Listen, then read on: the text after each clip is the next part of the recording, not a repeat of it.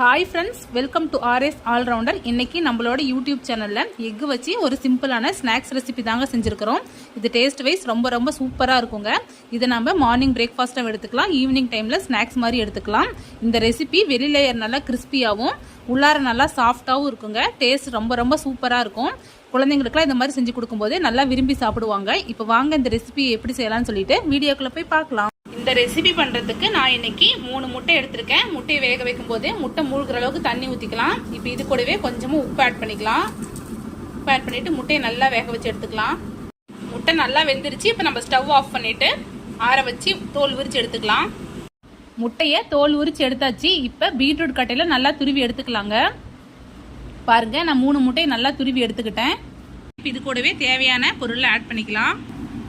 ஒரு பெரிய வெங்காயத்தை பொடி பொடி நறுக்கி இருக்கிறேன். அது கூடவே 2 பச்சை மிளகாய் நறுக்கி இருக்கிறேன். இது ரெண்டையும் இது கூடவே ஆட் பண்ணிக்கிறேன். இது கூடவே தேவையான அளவு உப்பு ஆட் பண்ணிக்கலாம்.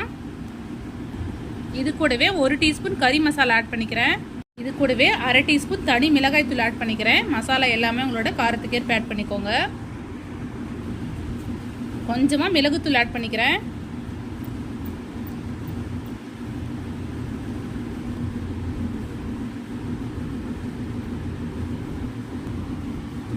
ரெண்டு டீஸ்பூன் மைதா மாவு ஆட் பண்ணிக்கிறேன். இது கூடவே கொஞ்சமாக கருவேப்பிலை கொத்தமல்லி ஆட் பண்ணிக்கிறேன். இது எல்லாத்தையும் நல்லா மிக்ஸ் பண்ணிடலாம்.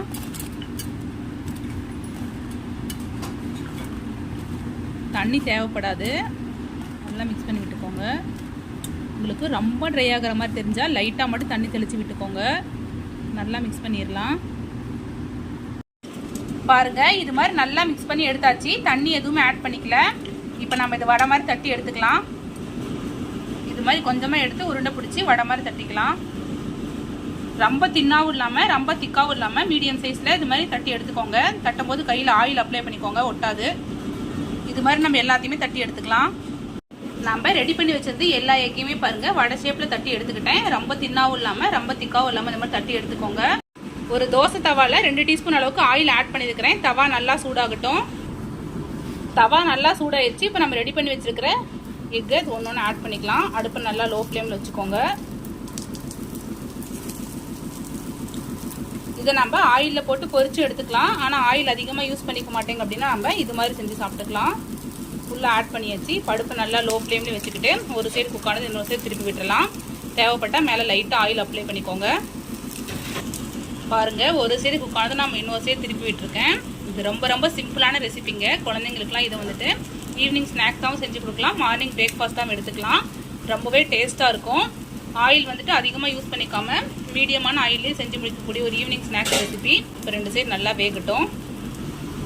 2 சைடு நல்லா குக் ஆயிடுச்சு. இப்போ நம்ம அடுப்பை ஆஃப் பண்ணிடலாம். அவ்வளோதான் ஃப்ரெண்ட்ஸ், இந்த ஸ்நாக்ஸ் ரெசிபி ரொம்பவே சிம்பிளாக ரெடி ஆயிடுச்சு. டேஸ்ட் ரொம்ப ரொம்ப சூப்பராக இருக்கும். ஸோ கண்டிப்பாக நீங்களும் வீட்டில் ட்ரை பண்ணி குழந்தைங்களுக்குலாம் கொடுங்க, நல்லா விரும்பி சாப்பிடுவாங்க.